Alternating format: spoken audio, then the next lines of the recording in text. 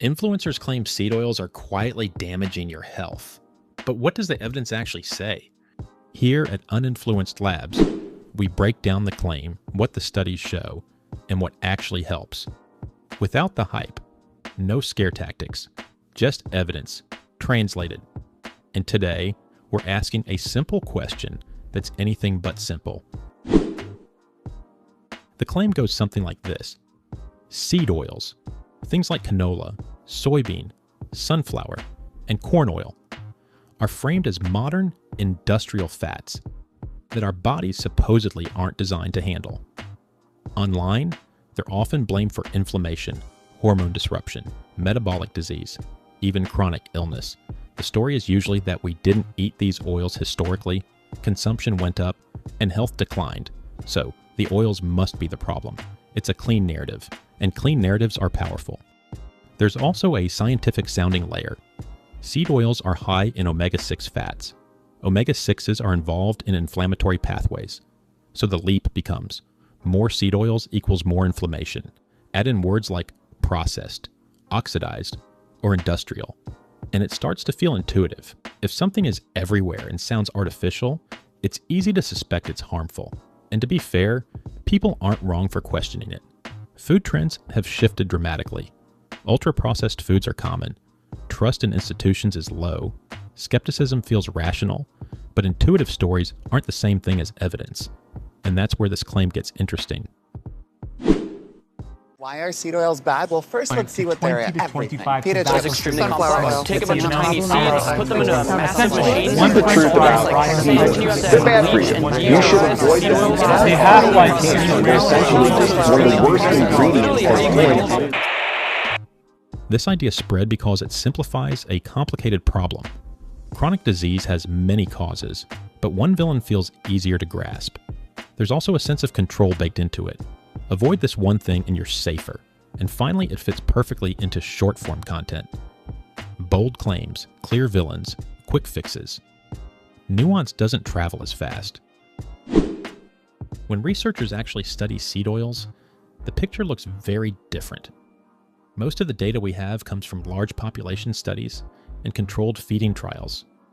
These don't ask people what they believe. They measure real outcomes like cholesterol levels, heart disease risk, and inflammatory markers. First, cardiovascular health. Replacing saturated fats like butter or lard with polyunsaturated fats, including seed oils, consistently lowers LDL cholesterol. That's not controversial in nutrition science. In long-term studies following hundreds of thousands of people, higher intake of plant oils is associated with lower risk of heart disease and, in some cases, lower overall mortality. What about inflammation? This is where the omega-6 argument usually centers. In controlled trials, people fed diets higher in omega-6 fats did not show increases in inflammatory markers, even at fairly high intakes. The body tightly regulates how omega-6 fats are used. More intake doesn't automatically mean more inflammation. Then there's processing. Yes, most seed oils are refined. Yes, solvents like hexane are used during extraction. But by the time the oil reaches your kitchen, residual levels are extremely low, far below thresholds associated with harm. And importantly, populations consuming these oils long-term don't show signs of toxicity. One big limitation to note. Most of this research looks at substitution. What matters isn't just eating seed oils, it's what they replace. Replacing saturated fat with seed oil tends to improve outcomes. Replacing whole foods with fried snacks does not. That distinction often gets lost. There are a few narrow situations where people might notice a difference. If someone eats a lot of deep-fried or repeatedly reheated foods, reducing those could help, regardless of the oil used. And if someone's diet is very low in omega-3 fats, adding balance there may matter more than removing omega-6. This isn't about eliminating seed oils, it's about overall patterns. For most people eating a mixed whole food diet, cutting out seed oils is unlikely to provide a benefit, especially if it means replacing them with large amounts of butter, coconut oil, or other saturated fats. And if avoiding seed oils makes food more restrictive or stressful, that trade-off alone may not be worth it. Health isn't improved by anxiety. Influencers rarely mention dosage, context, or substitution. Most studies don't test seed oils versus nothing. They test what happens when one fat replaces another. They also don't highlight that ultra-processed foods contain many variables: sugar, refined carbs, excess calories, not just oil. Blaming one ingredient flattens the picture. If you zoom out, the evidence points somewhere less dramatic and more useful. What matters most is the overall quality of the diet.